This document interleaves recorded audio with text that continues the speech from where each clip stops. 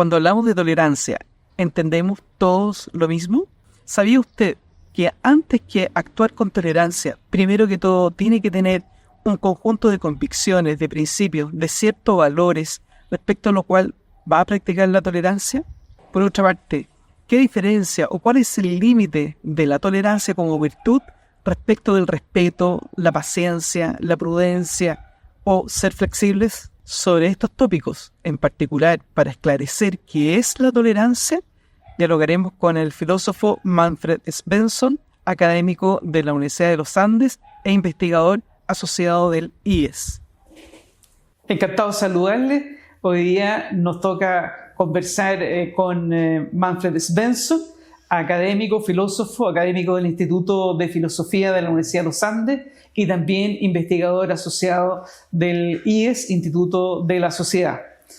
Vamos a hablar con Manfred sobre la tolerancia, un tópico bastante recurrente en los últimos tiempos. Manfred, un gusto tenerte acá.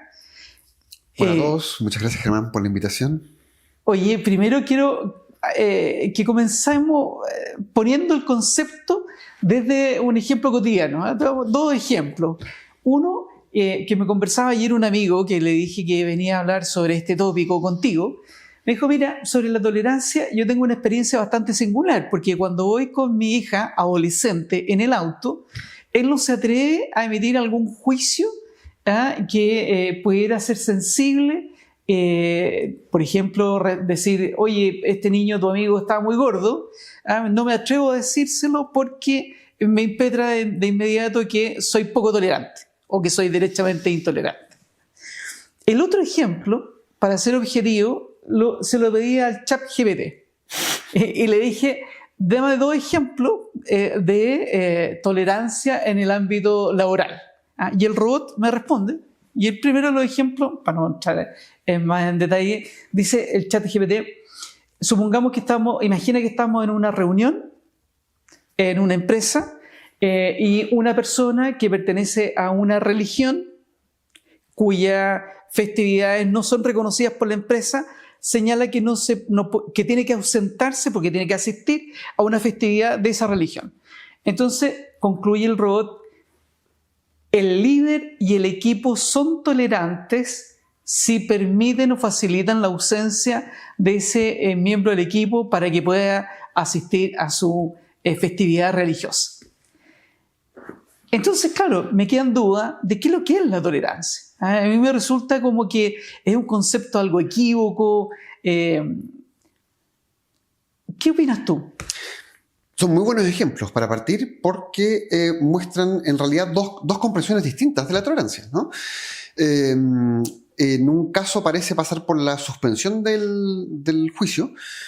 Yo pensé que iba a decir que no se atrevía a opinar sobre la música que la hija ponía en el auto, pero no, eso nos pondría en todo caso, en términos conceptuales, en el mismo escenario, ¿no? Sí. En que parece que ser tolerante es no pronunciarme respecto de cosas que me parecen mal y tal vez, en términos más decisivos, gracias a quedarme callado, dejar luego de considerar que hay cosas que están mal, ¿no?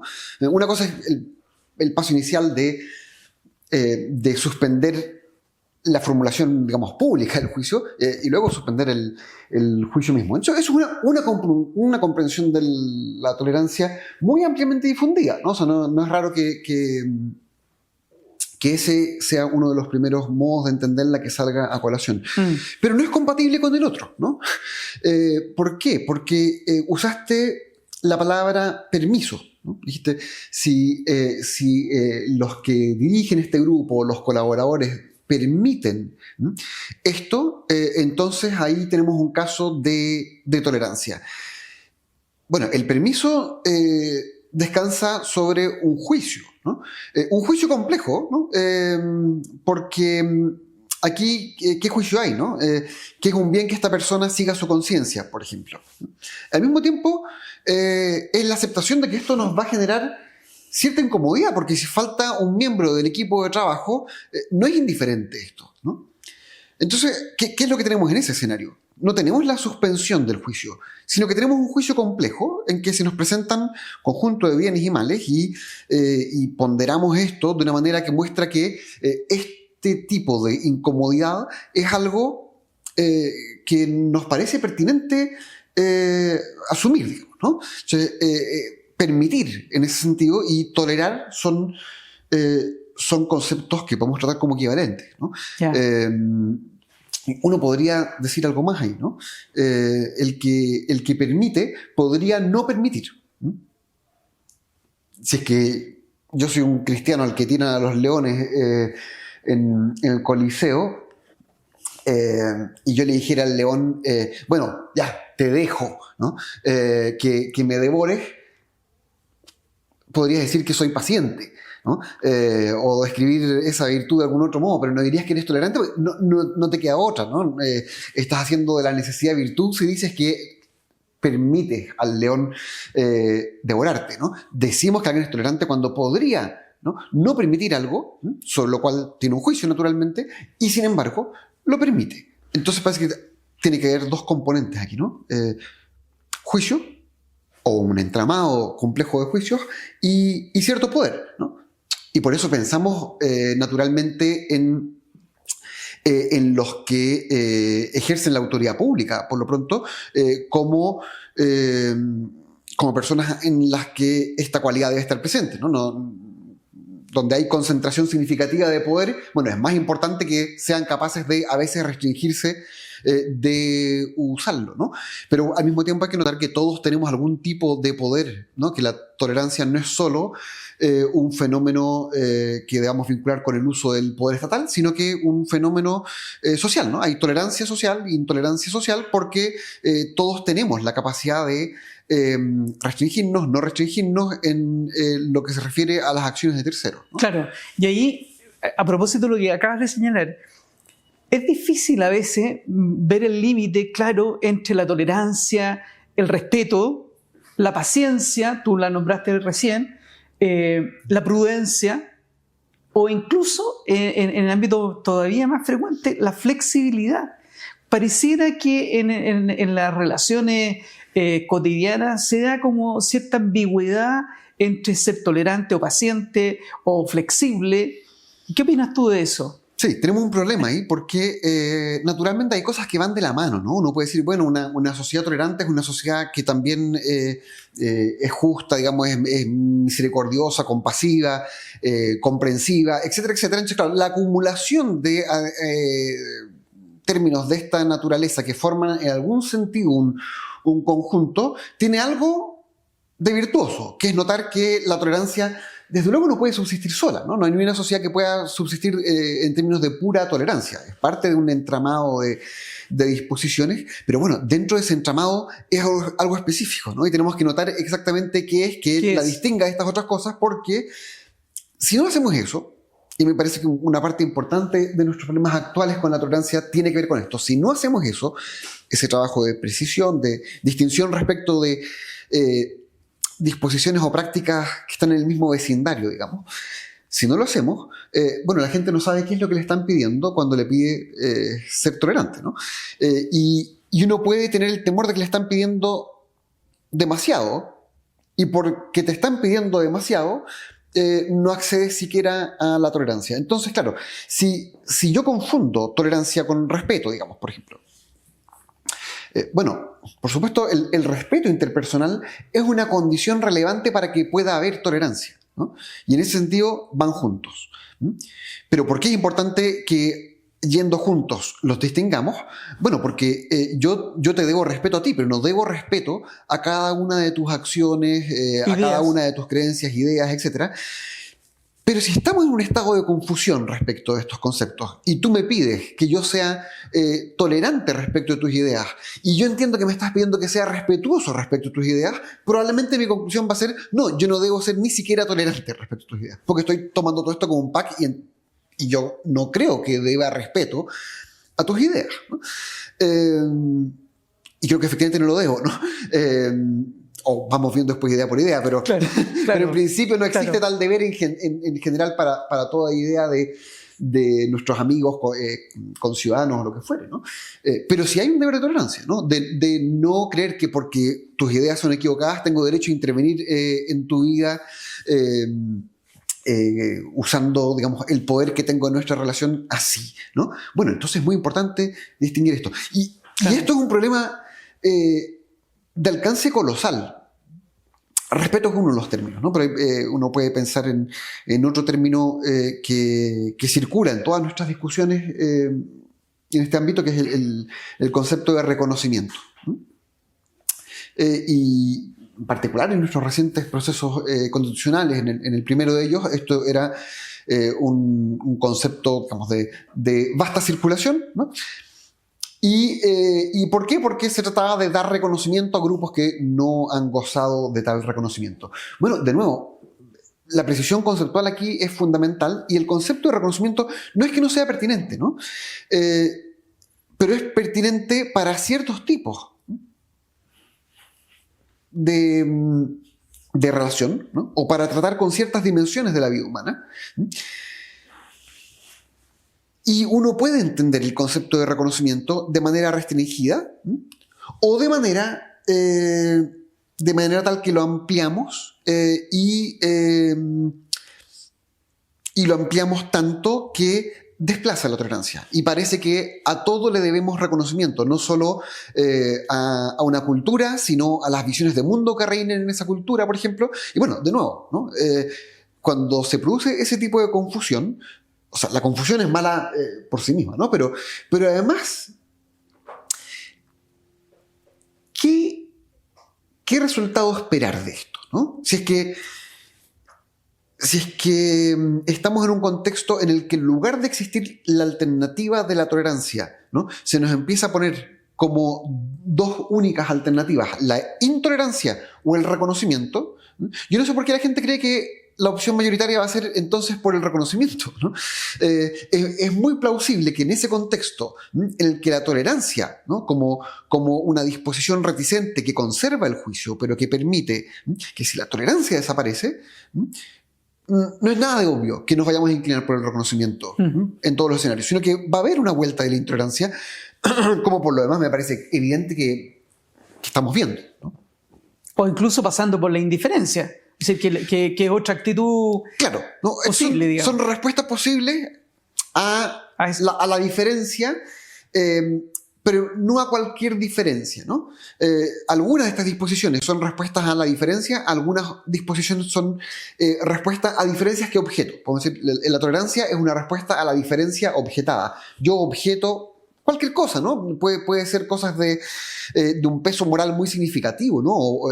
O visiones políticas rivales o religiosas rivales, o puede ser cosas más triviales, ¿no? Puede ser que yo objete el ruido que hay en el vecindario, ¿no? Y que sin embargo sea capaz de tolerarlo. Pero todos estos fenómenos suponen que preservemos espacio para la objeción, para el juicio, ¿no?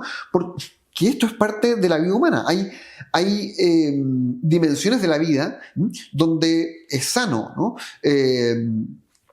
Saber suspender a veces el juicio o tener juicios muy tentativos porque todavía estoy conociendo esto y no debo pronunciarme de modo categórico, pero también es muy integral a la vida humana haber llegado a consolidar ciertos juicios, ¿no? No todos los juicios son prejuicios que yo deba dejar atrás en el proceso de mi educación, ¿no? Sino que lo que debo hacer es revisar mis prejuicios y ver, bueno, cuáles se consolidan. Cuando se consolidan, voy a terminar sosteniendo objeciones relevantes respecto de prácticas, creencias, etcétera, ¿no? Acciones. Y el punto es que ¿qué acción se sigue de esa convicción o de esa objeción? Bueno, si no quiero que se siga la intolerancia, tengo que tener un arco amplio de disposiciones posibles, de maneras de responder ante cosas que objeto. A veces lo que deberé aprender será a suavizar significativamente mi juicio, tanto que uno podría acabar describiendo esto como indiferencia. Probablemente eso sea un uso un poco laxo del término, porque claro, si hay indiferencia cabal, en realidad ya no hay juicio, ¿no? Bueno, no existe. Pero Claro. uno podría decir que, por ejemplo, que la ley permite muchas cosas que le parecen ni tan buenas ni tan malas, ¿no? Entonces, claro, es una indiferencia relativa, ¿no? Pero bueno, tengo que preservar espacio no solo para esa indiferencia relativa, sino a veces también para tolerancia respecto de cosas que me parecen muy malas, ¿no? Y que te parecen muy malas porque efectivamente has trabajado, desarrollado unas ciertas convicciones. Y eso nos lleva a otro punto. Creo haber leído en Gilson un ensayo breve sobre el dogmatismo y la tolerancia.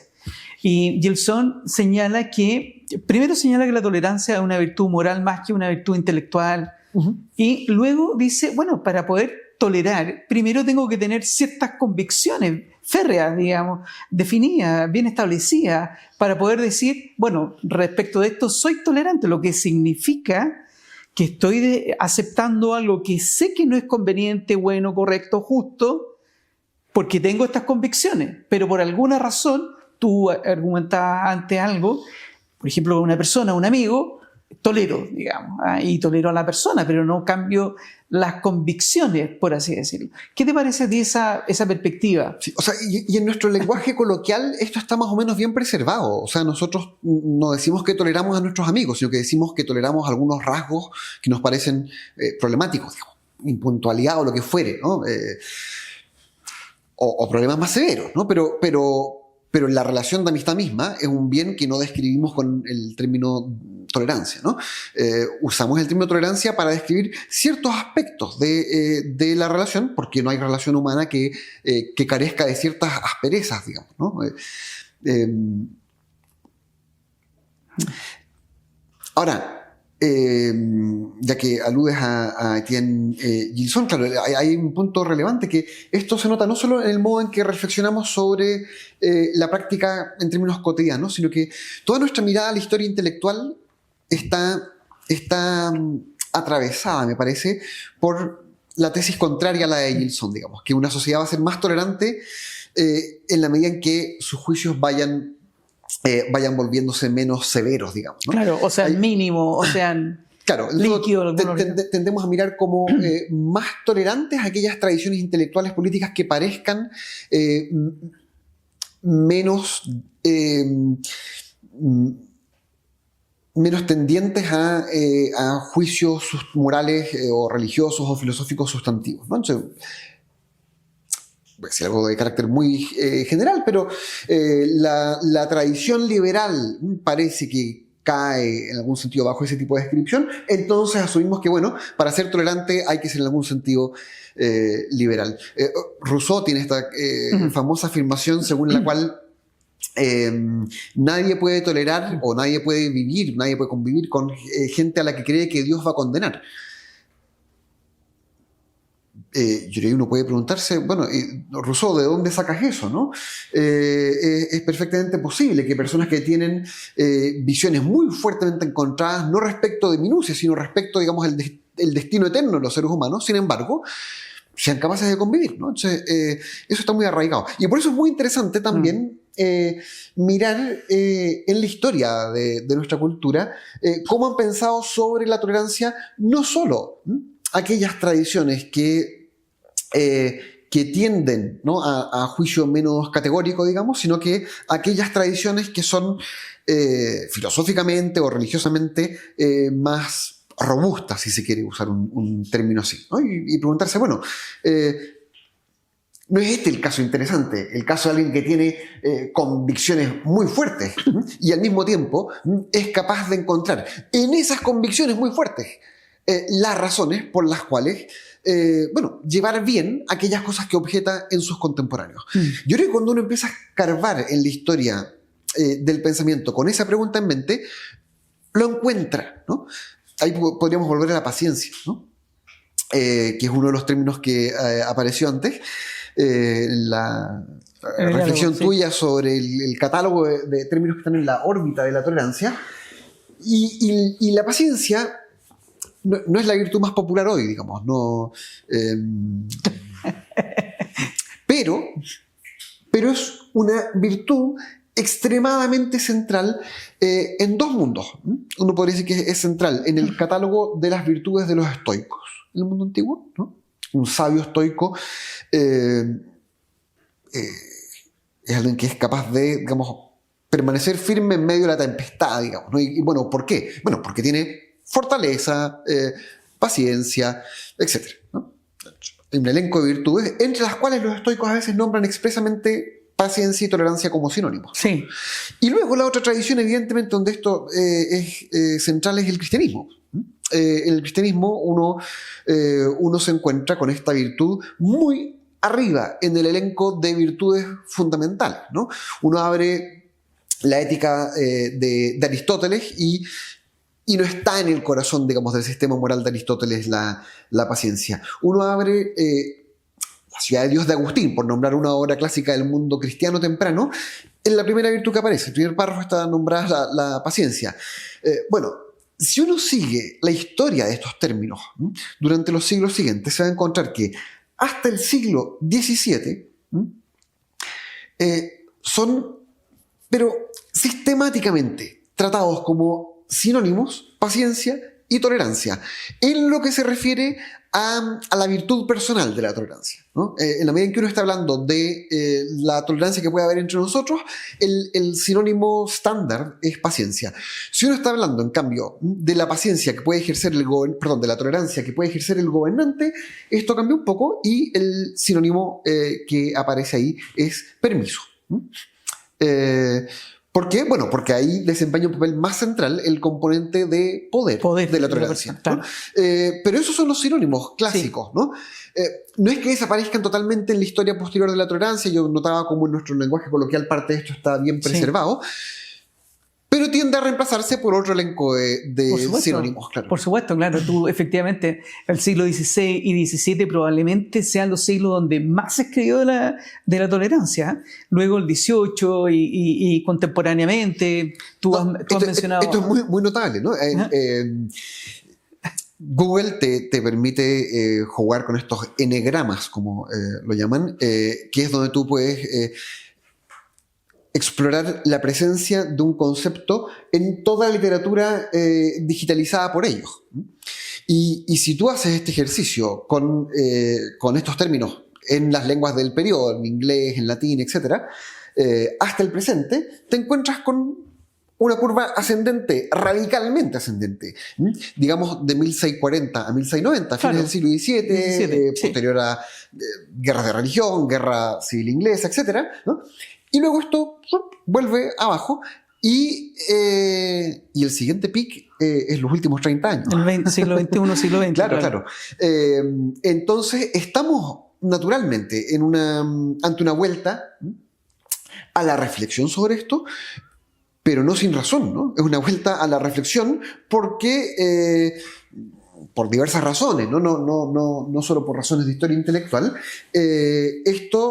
esto se nos ha vuelto urgente de nuevo, ¿no? Esto no es un problema de simple disquisición teórica. Yo creo que sirve recorrer la historia intelectual de esto y formarse un mapa de las transformaciones del concepto, pero claro, obviamente nuestro problema no es simplemente de aclaración conceptual. Yo creo que, claro, ahí es donde la filosofía puede ayudar, en la aclaración conceptual, pero luego tenemos problemas que no arrancan solo de ahí, sino que modos de vida que creemos que son auspiciosos para la tolerancia, pero que no necesariamente lo son, ¿no? Por ejemplo, uno de los términos que usaste antes fue flexibilidad, sí, ¿no? Eso es muy interesante, porque, claro, nuestra presunción es que un mundo tolerante, digamos, es un mundo flexible. Una persona rígida, por definición, no puede ser una persona rígida, tolerante. Estructura, claro. Eso lo dice Entonces, en la medida en que se disuelva toda rigidez, digamos, esperaríamos que emerja una cultura más tolerante. Y esto se puede pensar en muchos ámbitos, ¿no? Pero podría incluso ilustrarlo con slogans muy conocidos, ¿no? El fascismo se cura leyendo, qué sé yo. Entonces, claro, parece que tú lo que necesitas es salir de la estructura intelectual o práctica en la que estás ahora, ¿no? Intelectualmente esto se hace leyendo, ¿no? Vitalmente se hace viajando. Entonces se cura leyendo o se cura viajando. Pero el punto es sacarte de tu molde, ver cosas exóticas y entonces te vas a volver más tolerante. ¿ya? Obviamente yo no quiero hablar contra el viajar, ni mucho menos contra el leer, que es el modo más grato de viajar, ¿no? Sin esperas en el aeropuerto, etc. No, y viajas por la historia de la humanidad. Pero yo creo que hay evidentemente un problema con esta manera de aproximarnos a la tolerancia, ¿no? Porque claro, lo que yo necesito, ¿no? es saber convivir no con culturas exóticas de las cuales voy a volver después de 2 semanas de viaje, sino que yo necesito saber convivir con mis vecinos. ¿Y eso cómo lo aprendo? Bueno, no arrancándome de mi vecindario.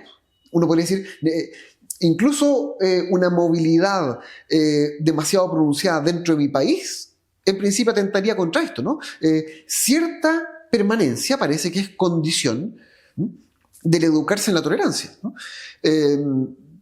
Y esto tiene entonces estas 2 dimensiones, ¿no? Tiene el lado intelectual, el tipo de ideas que nos formamos respecto de qué cosas son conducentes a la tolerancia, pero claro, tiene este otro sustrato que nunca tematizamos, ¿no? Nunca hablamos de esto, pero claro, permanecer en un mismo matrimonio para llevarnos a un terreno más sensible, obviamente, pero es una ilustración muy significativa de esto, ¿no? Si eso es algo de lo que nuestra cultura se va revelando como crecientemente incapaz, bueno, ¿eso es signo de que nos volvemos una sociedad más tolerante? ¿O es un signo de nuestros problemas en ese ámbito? Problemas que luego la pérdida de todo tipo de permanencia agudiza, ¿no? O sea, la incapacidad de convivir que produce algunas de estas rupturas, bueno, acrecienta dificultad futura o potencia, ¿no? Aquellos problemas que condujeron a eso, ¿no? Entonces, me parece que evidentemente hay cosas que tenemos que revisar respecto de, veamos si es que esta manera de describirlo clarifica las cosas, ¿no? Pero el ecosistema en el que el ecosistema social, digamos, en el que la tolerancia es viable, ¿no?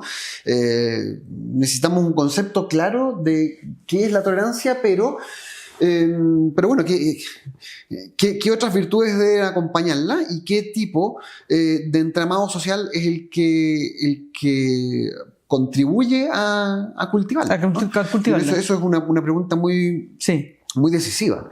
Fíjate que tú mencionabas a Aristóteles, que no menciona efectivamente la tolerancia, pero respecto a lo que acabas de mencionar, Aristóteles sí menciona y le dedica todo un capítulo en la ética precisamente a la amistad. Y la amistad cívica viene a ser el puente entre el desarrollo, organización, crecimiento de una sana sociedad, digamos. Desde esa perspectiva uno podría decir, bueno, en realidad Aristóteles no lo dijo, pero bastante se parece lo que Aristóteles señala de la amistad cívica con la tolerancia. ¿Por qué? Y aquí me hace sentido también lo que Gilson mencionaba, y es que para poder tener una tolerancia uno tiene que tener una idea consolidada, una cierta formación, una perspectiva de hombre y sociedad, sin la cual no podemos ser tolerantes. Entonces, volvemos un poco al tema, no quiero ser reiterativo, pero la ausencia de convicciones personales atenta contra lo que se pide, que es ser tolerante, porque desafortunadamente golpea con esa ausencia de sentido de la vida, de sentido ético incluso, para poder decir, esto lo permito, y si lo permito, hasta qué límite o en qué circunstancia, etcétera, digamos. Tú en alguno de tus ensayos, en alguno de tus escritos le has dedicado mucho tiempo a esto. Tengo que decir, Manfred lleva más de una década dedicado al tema de la tolerancia, y señalas que la tolerancia es una cualidad o actitud o virtud dependiente. No lo podemos mirar en absoluto, es dependiente. Y eso reafirma lo que estamos conversando, porque efectivamente, si no fuera dependiente, sería absoluta y daría lo mismo, digamos, en cada sujeto. Claro, en cierto sentido, nuestro proyecto de los últimos siglos o décadas, o como queramos pensar en los momentos decisivos, ¿no? Pero nuestro proyecto ha sido un proyecto de la tolerancia como virtud primaria, ¿no? y no está saliendo muy bien eso. Y claro, el riesgo es que haya personas que concluyan, bueno, entonces esto no era una buena idea, la tolerancia, y que sea la tolerancia la descartada, ¿no? Lo que hay que descartar es la idea de la tolerancia como virtud primaria, ¿no? Pero para defenderla muy enfáticamente como virtud secundaria. Secundaria aquí no quiere decir no importante, ¿no? Secundario es lo que viene después de lo primario, ¿no? Y no puede decir, bueno, es primario tener cosas como amistad cívica, respeto. Uno puede decir, son primarias las disposiciones afirmativas, ¿no? La amistad es afirmativa, ¿no? El amor es afirmativo, el respeto es afirmativo. Esas cosas son las que nos hablan de un vínculo, ¿no? Claro, nos nutren. Claro. Bueno, el vínculo se sostiene gracias a virtudes secundarias como la tolerancia, ¿no? Quien no fuera tolerante no sería capaz de sostener relaciones de amistad porque cada cosa que objetara del amigo, bueno, lo llevaría a un quiebre. Bueno, y esas cosas las vemos, ¿no? Entonces, esto no es una especulación, ¿no? Por supuesto. Por supuesto. Eso es algo que ocurre porque imaginamos estas cosas como si pudieran vivir por separado, ¿no? Entonces tenemos proyectos de una amistad que no tiene que recurrir nunca a la virtud secundaria. O tenemos proyectos de tolerancia pura, como virtud primaria, que resultan ser fallidos por otro motivo, ¿no? Porque ahí es más bien la ausencia de vínculo el punto de arranque, ¿no? Uno puede decir, bueno, una sociedad donde la tolerancia fuera la virtud primaria en lugar de la amistad, o la amistad cívica, la virtud primaria, es una sociedad individualista ante todo, ¿no? Donde la relación determinante es la de pura tolerancia respecto del otro. Bueno, eso tampoco es viable, ¿no? ¿Cómo recomponemos estas cosas? Bueno, las recomponemos permitiendo que lo secundario sea secundario y que estemos pensando bien respecto de su relación de dependencia con aquello que es primario, ¿no? Y volviendo al punto, al otro punto que formulabas en tu pregunta, ¿no? El tópico sobre el que has vuelto a partir de Gilson un par de veces. De la convicción, sí. Uno podría también describir así nuestra ilusión, ¿no? Que nuestra ilusión es que una sociedad permisiva va a ser una sociedad más tolerante. Y claro, no es tan raro que creamos eso si permiso y tolerancia son sinónimos. Sinónimos, claro. Pero claro, ¿por qué eso no nos debe llevar a hacernos ilusiones respecto del permisivismo, ¿no? Bueno, porque permisivismo describe un extremo vicioso, tal como intolerancia describe un extremo vicioso. Es decir, si pensamos en la tolerancia como una virtud, bueno, como todas las virtudes, aquí hay extremos de los cuales arrancar, ¿no? Y sabemos muy bien cómo se llama uno de esos extremos, intolerancia, ¿no? Y eso lo tenemos bien identificado. Sabemos muy bien cuáles son los riesgos de una sociedad intolerante. Esa parte del mapa la tenemos muy bien dibujada en nuestra sociedad. La otra se nos había olvidado hasta la palabra, yo creo, ¿no? Suena arcaico ahora cuando digo permisivismo y la gente tiene que ir a buscar un diccionario para ver qué era eso, tal vez. Pero bueno, ese es el término con que se designaba antes el otro extremo. Y tenemos que afinar la mirada a los problemas que surgen en el polo permisivista, ¿no? Porque así como hay problemas, consecuencias patentemente negativas, destrucción de vidas, etcétera, o de proyectos de vida, o como se quiera formular, en el polo de la intolerancia, bueno, en el polo del permisivismo hay problemas muy serios. Un ejemplo evidente es el que tenemos en la educación, ¿no? La educación es imposible bajo un régimen permisivista, digamos, ¿no? El formar en algo, bueno, el describir la educación así ya supone que vemos el permisivismo como un problema. Entonces, mira lo iluminador que esto puede ser para entender el mapa que nos muestran de nuestra sociedad los estudios que se publican cada tanto. Esta semana salió un estudio, una encuesta CEP, ¿no? Sí. Que mostraba creciente, o sea, abrumador rechazo a la violencia del estallido social. Pero cuando hablas con gente que está estudiando ese problema en detalle, dicen, sí, pero si preguntas más en detalle a la gente que está diciendo que rechaza eso, bueno, lo que rechazan es el efecto que esa violencia ha tenido sobre su vida, porque ya no hay supermercado en su barrio, o lo que sea, pero no es tan claro que tengamos un rechazo categórico hacia esta forma de intolerancia que es la violencia física, ¿no? Y si uno mira las encuestas Bicentenario de los últimos años con su elenco de preguntas, lo que uno ve en este ámbito es lo siguiente, ¿no? Una creciente intolerancia social, ¿no? No una creciente percepción de intolerancia estatal, pero sí una creciente intolerancia social. ¿Manifiesta en qué? En que si te preguntan, bueno, ¿te parece bien que alguien cuyas opiniones tú objetas sea profesor de enseñanza básica o columnista en la prensa? 2, 3, 4 tipos de labor de ese tipo aparecen en la pregunta. La respuesta es abrumadoramente negativa, ¿no? 70% de la gente en los últimos años ha respondido a esa encuesta en términos negativos, ¿no? Yo no creo que se pueda permitir que el tipo de personas cuyas convicciones yo objeto esté en alguna de esas funciones. Entonces, claro, si uno mira ese lado, uno puede decir, vaya, está creciendo la intolerancia en nuestro país. Claro. Si uno mira no esas preguntas, sino las preguntas respecto de familia, sexualidad, digamos, la transformación cultural de Chile, bueno, es muy razonable decir esta es una sociedad crecientemente permisiva en todos esos ámbitos, ¿no? Y vivimos bajo la idea de que permisivismo y tolerancia van a desarrollarse juntos, ¿no? Y bueno, este tipo de estudio más bien lo que nos muestra es lo contrario, ¿no? Que es perfectamente posible que una sociedad sea crecientemente permisiva y crecientemente intolerante. Claro. Yo creo que a mucha gente esto no le entra en la cabeza, ¿no? Porque para nosotros es, digamos, del ADN de la sociedad tolerante que sea radicalmente permisiva en todo ámbito.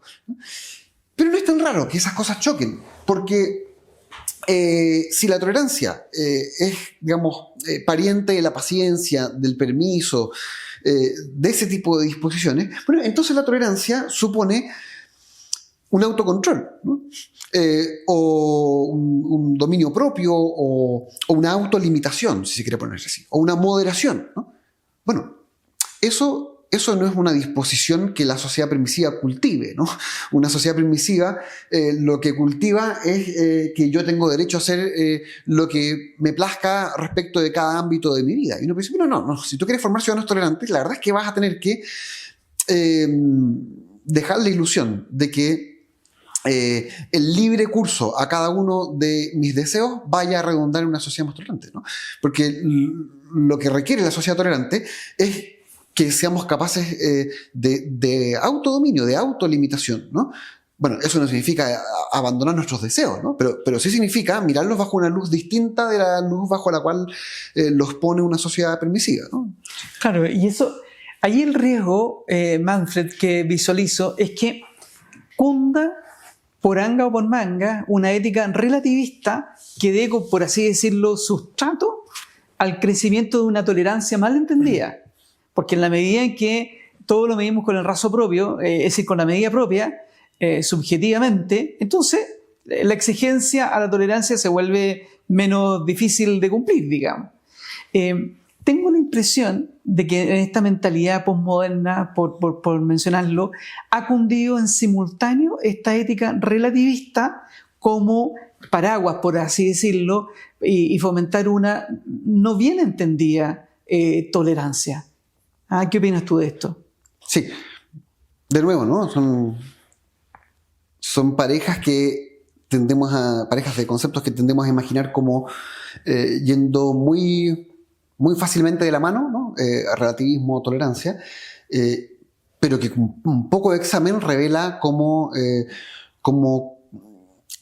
ideales que están más bien en tensión o en oposición, ¿no? En el caso del relativismo uno podría decir que la incompatibilidad es incluso más dramática, ¿no? Si es que las tesis, digamos, más gruesamente relativistas son ciertas, la tolerancia no es que sea difícil o imposible, sino imposible, innecesaria, todo esto, ¿no? Porque ella es un modo de lidiar.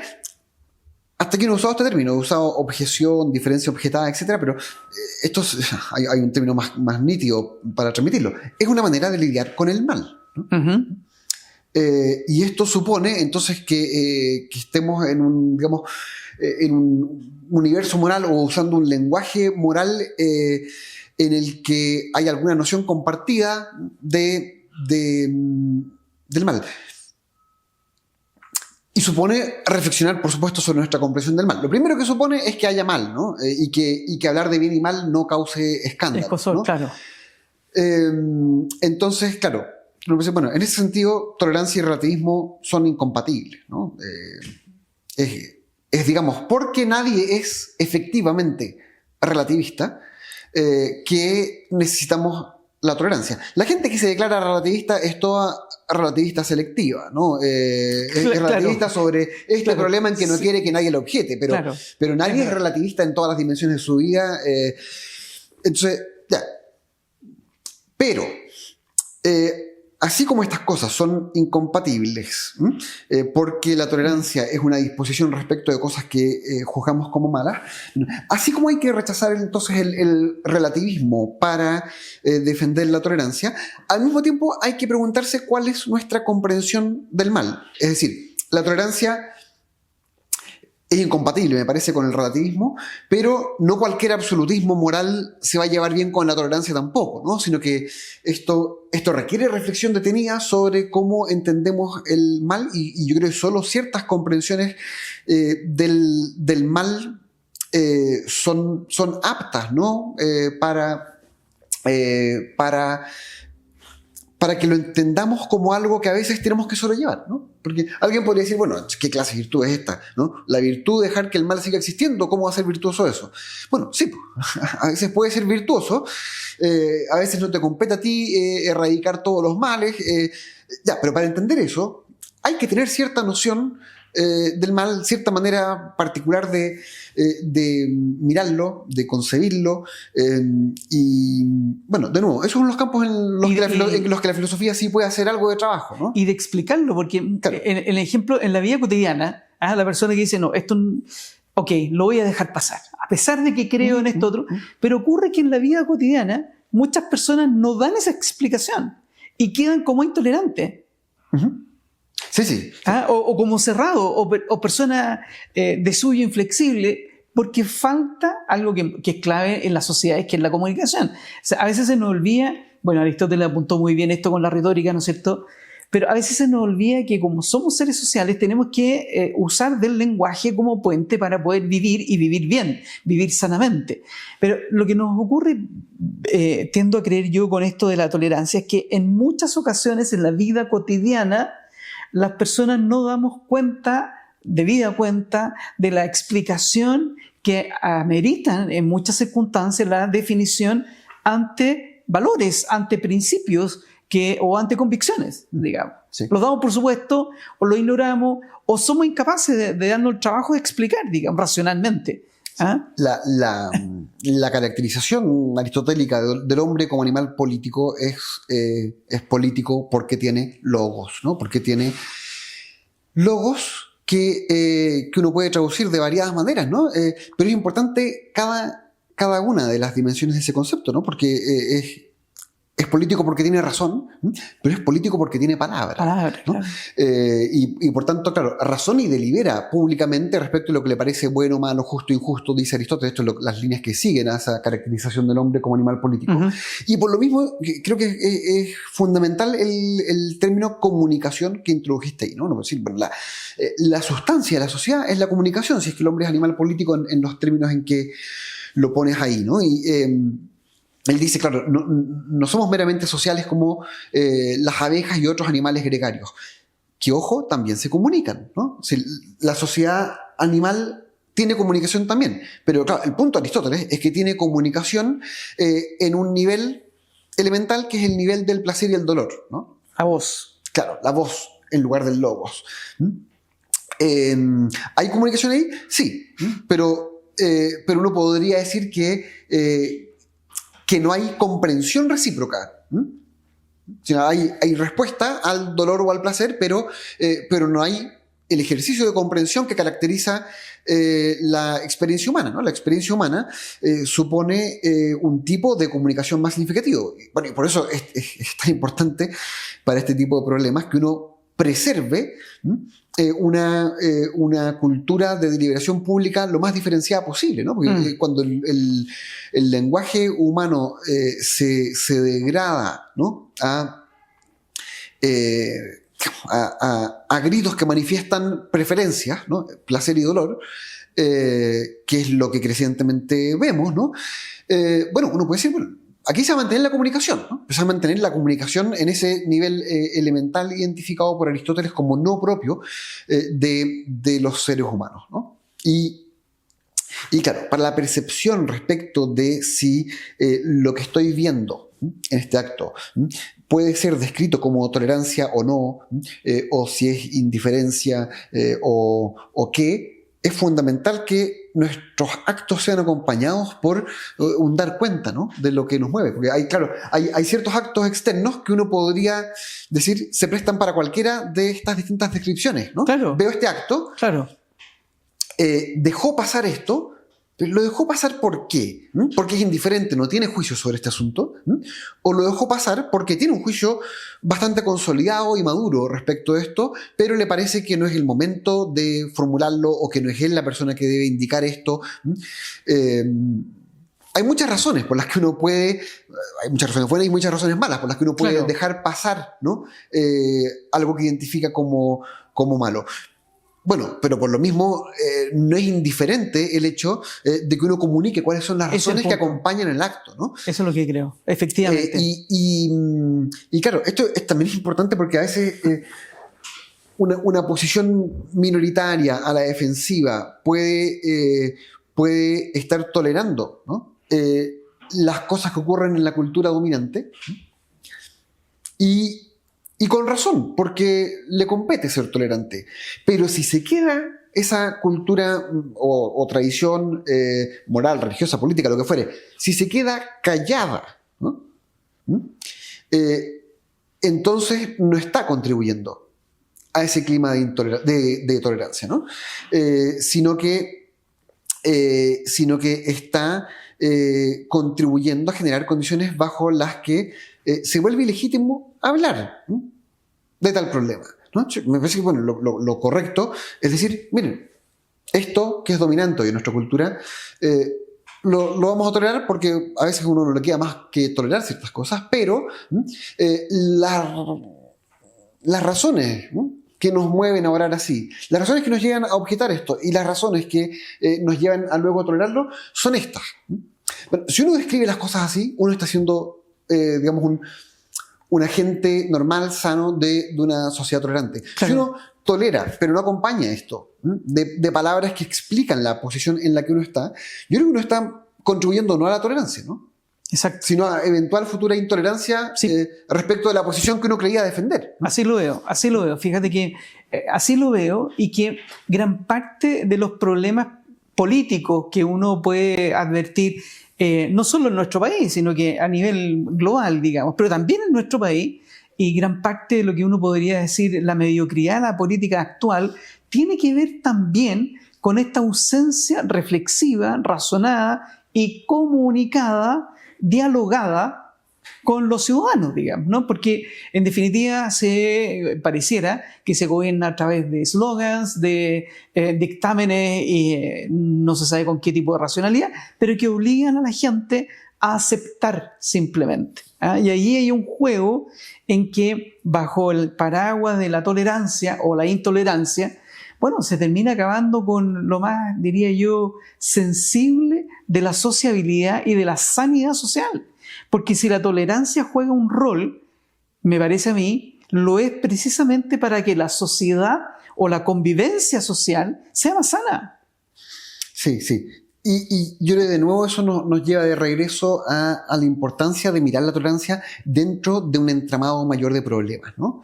Es parte de un entramado de virtudes, y si uno no presta atención a otras virtudes, bueno, desde luego no tiene que hacerse ninguna ilusión respecto del florecimiento de la tolerancia, ¿no? Por supuesto. Una sociedad que no se preocupa de la moderación, de la justicia, etcétera, bueno, ¿en qué suelo va a crecer la tolerancia? Bueno, pero así como hay un entramado de virtudes dentro del cual la tolerancia puede florecer, bueno, hay un entramado de prácticas, de discursos que la minan o la sustentan, ¿no?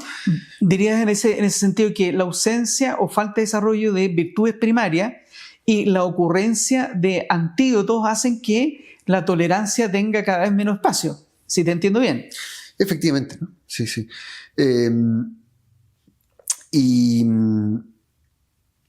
produce muchas veces esto, ¿no? La ilusión de que podemos cultivarla con indiferencia respecto a esto otro, ¿no?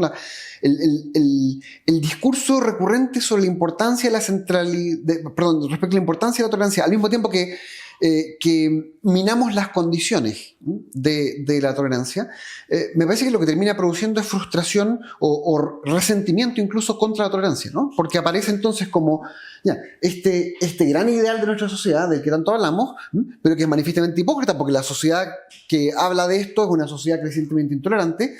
Bueno, si ese es el contexto en el que estamos, si así es como se están configurando las cosas, bueno, el resentimiento que hay respecto de tantas otras cosas, bueno, se va a extender naturalmente a uno de los conceptos bajo los cuales describimos en términos ideales lo que buscamos, ¿no?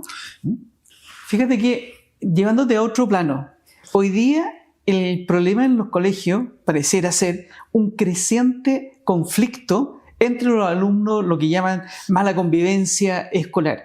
¿Tú incluirías dentro de el foco o enfoque pedagógico de la actual escuela el trabajo en la virtud de la tolerancia?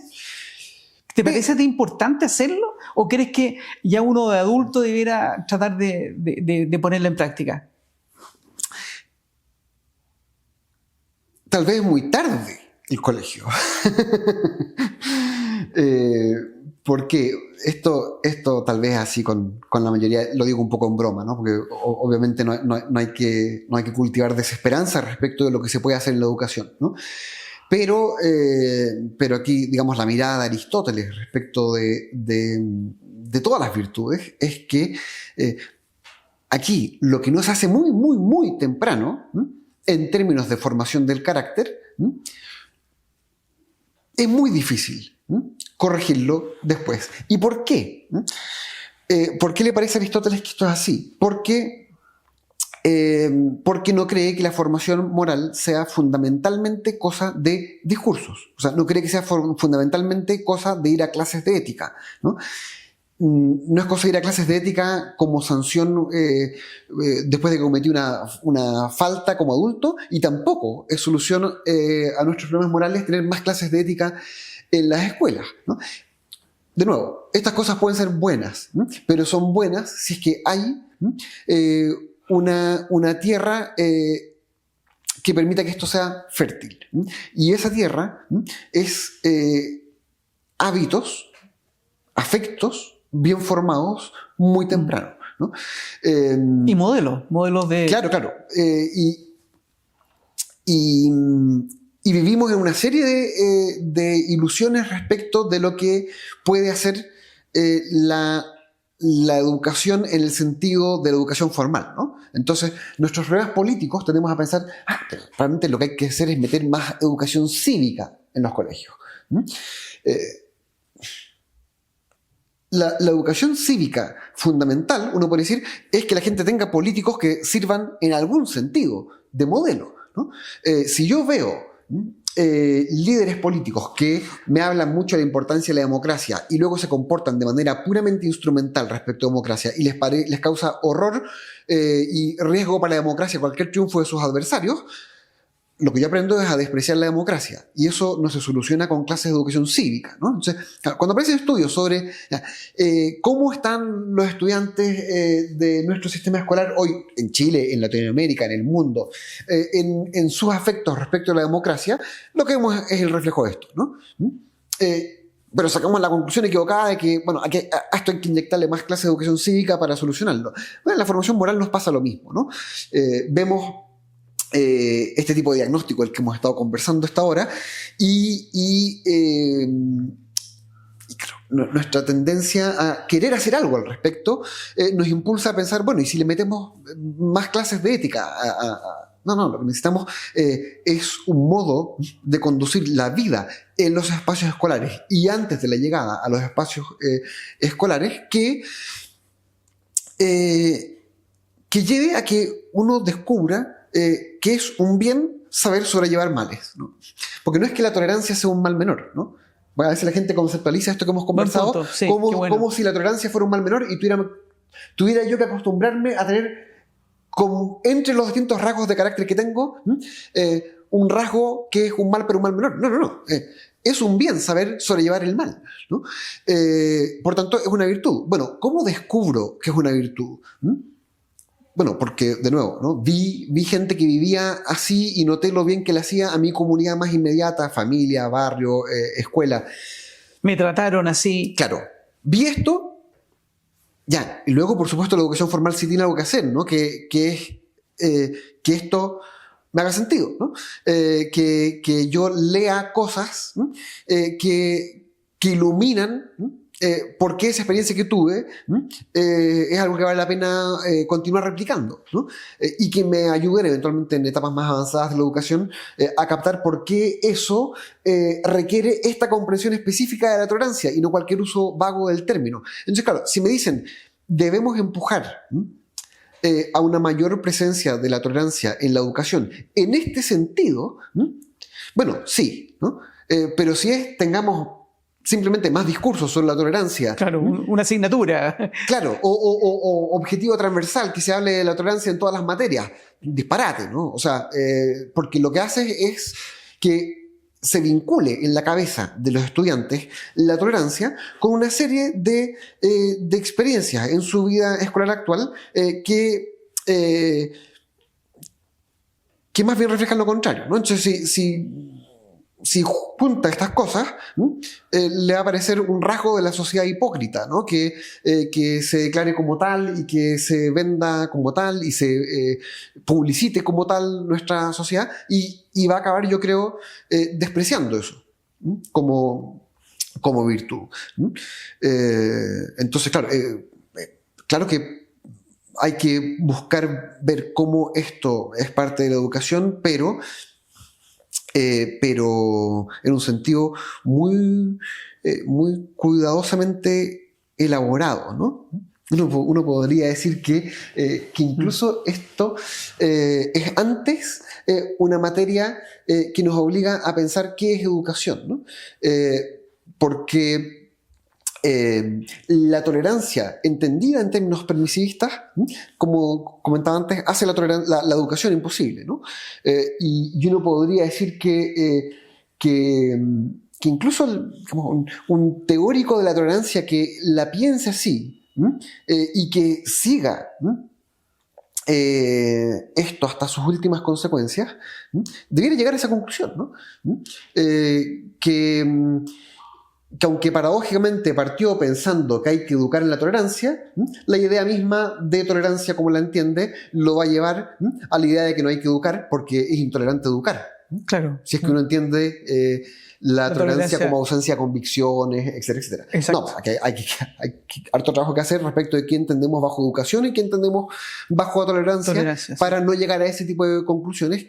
Son conclusiones que hay gente que las saca explícitamente. Por supuesto. Entre teóricos de la tolerancia y de la educación, uno a veces llega a que están dispuestos a asumir este resultado paradójico, ¿no? De que nos encantaría educar en la tolerancia, pero no se puede porque educar es intolerante. Por supuesto. Gran parte del Emilio en Rousseau, uno podría inferir que porque se trata de eso. Es la matriz de... Es la matriz, porque te dice, ¿no es cierto?, el profesor no debe incidir, no debe influir con conocimientos en el alumno, en Emilio, incluso debe tratar de restarle ciertas lecturas, digamos, para que el alumno pueda descubrir por sí mismo la realidad, digamos.